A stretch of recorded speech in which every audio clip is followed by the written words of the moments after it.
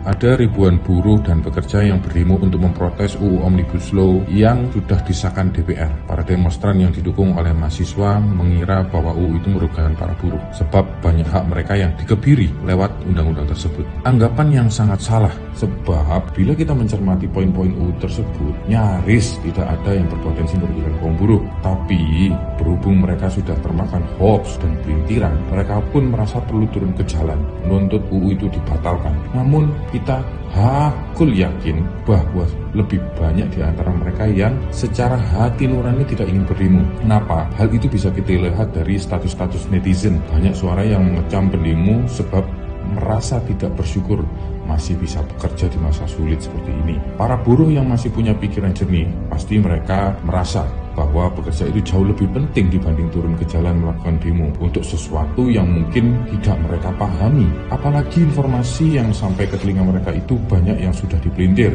Misalnya saja, dalam Undang-Undang Cipta Kerja, hak cuti ditiadakan, uang pesangon dihapus, dan sebagainya. Pokoknya banyak isi tentang undang-undang tersebut yang diputar balik untuk menipu kaum buruh. Jadi alhasil banyak kaum buruh yang tanpa pikir panjang lagi merasa terhasut dan turun ke jalan. Tapi pasti jauh lebih banyak kaum buruh tidak punya pilihan lain selain ikut turun ke jalan.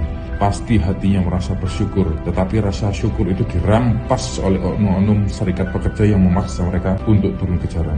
Akhirnya, di bawah ancaman intimidasi, para buruh itu terpaksa meninggalkan pekerjaannya dan tentu saja akhirnya kehilangan penghasilan pada hari itu. Jika para buruh yang ikut demo kehilangan upah dan uang makan yang besarnya puluhan ribu, maka para pemimpin serikat yang menggerakkan demo kemungkinan besar malah ketiban fulus yang besarnya jutaan rupiah dari cukong atau bandar demo yang biasanya politikus. Sebab bukan rahasia, para buruh yang jumlahnya jutaan orang di negeri ini merupakan lumbung suara yang sangat menggiurkan dalam pemilihan umum apalagi pilpres. Atau jika butuh suatu kondisi chaos, para oknum politikus yang punya dana melimpah itu hanya tinggal mengedipkan mata. Apalagi Undang-Undang Cipta Kerja ini sangat empuk untuk dikucel-kucel oknum yang berhati keji.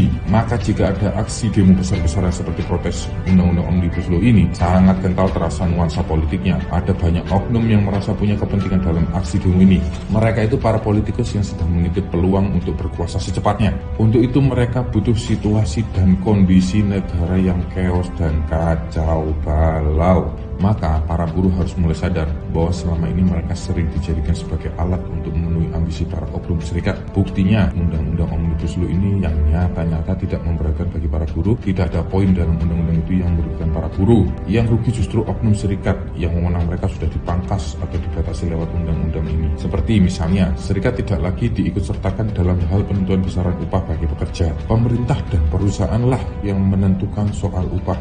Dan ini sangat masuk akal. Yang pasti, dengan Undang-Undang Omnibus Law, jalan masuk investasi akan lebih lancar sebab berbagai aturan yang bertele-tele sudah disingkirkan.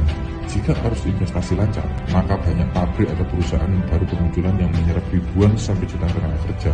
Maka ketika kaum buruh dan para mahasiswa menolak undang-undang ini, mereka salah langkah sebab mereka tidak sadar kalau membela kepentingan para cukong yang dirugikan oleh undang-undang ini.